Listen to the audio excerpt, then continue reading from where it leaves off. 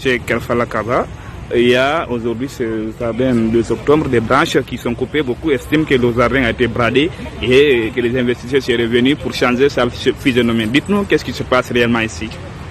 Déjà, permettez-moi de vous remercier d'avoir pris la peine de venir à la source pour avoir les informations, contrairement à d'autres qui s'inspirent des réseaux sociaux pour alimenter leurs émissions de débat.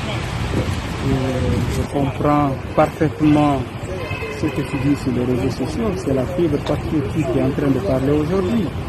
Les Guinéens s'intéressent à ce qui leur appartient, les Guinéens s'intéressent à leurs biens.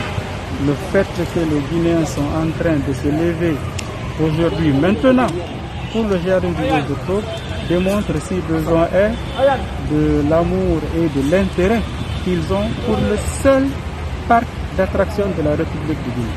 Cela nous oblige, nous, à redoubler d'efforts envers ce parc du 2 octobre. Alors, qu'est-ce qu'il en est en fait?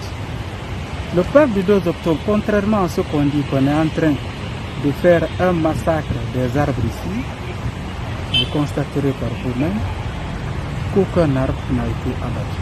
Par contre, ce que nous avons fait, c'est élaguer les arbres qui sont malades.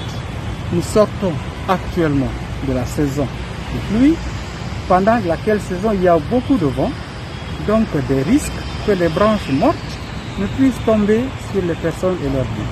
Pour raison de sécurité, et ça c'est une opération que nous faisons tous les ans, nous procédons à des élagations d'arbres. Les arbres qui sont tombés, parce qu'il y a des types d'arbres aussi qui sont morts, toute chose qui naît meurt, c'est pareil pour un arbre. Un arbre peut tomber du fait de sa vieillesse. Ces arbres, nous les découpons, nous les dégagons. Donc le fait d'avoir vu une tronçonneuse en activité dans la cour ne veut surtout pas dire que nous sommes en train d'abattre les arbres de façon exagérée à l'intérieur du jardin du 2 octobre pour implanter, à ce qu'ils disent, un centre commercial. Ce qui est complètement faux. Et là aussi, je vous rassure, chers concitoyens, il s'agit plutôt de rénover complètement le jardin du 2 octobre. Faire du jardin du 2 octobre une fierté en République de Guinée. Le parc qui sera au-dessus de tous les autres de la sous-région. Actuellement, la Guinée ne bénéficie de tourisme que de tourisme d'affaires. Quand ce parc finira, non seulement le tourisme d'affaires va grossir parce que les hommes d'affaires qui viendront avec leurs enfants, leurs familles, pour profiter du jardin du 2 octobre, mais nous allons basculer du tourisme d'affaires à un tourisme de service. Les gens commenceront à venir en Guinée pour le jardin du 2 octobre. C'est cela notre ambition. C'est pour cela que sur notre maquette, que je vais vous envoyer, vous verrez qu'on va implanter un parc aquatique.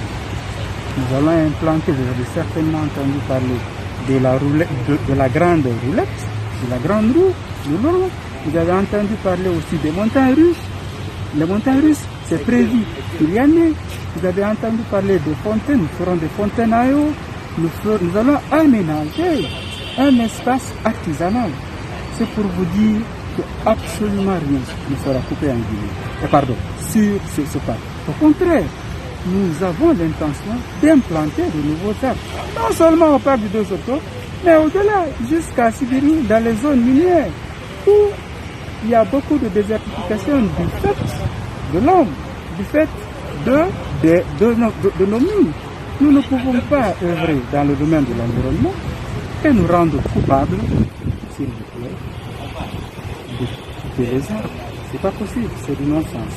Donc nous nous réjouissons que vous ayez effectué le déplacement pour revenir par vous-même rendre compte de la minute. C'est vrai, nous avons mis en marche une tronçonneuse à la cour pour élaguer les arbres, pour les arbres morts, mais aucun arbre vivant bien portant. Parlez-nous un peu l'historique de ce jardin. Alors, le jardin du 2 octobre a été créé pendant la Première République et c'est un jardin qui a été offert par la coopération chinoise. Elle a toujours été gérée par le Premier. Elle est passée de la main de Mme André Touré à celle de Mme Harriet Conté et par la suite, Madame les premières dames ont, par jurisprudence, se partent dans leur portefeuille qu'ils gèrent pour le bonheur de nos populations du monde. Parce que la plupart d'entre elles, pour ne pas dire toutes, ont toujours œuvré pour le bonheur de l'enfance. Merci beaucoup, M. Kaba. C'est moi qui vous remercie d'être venu à la source.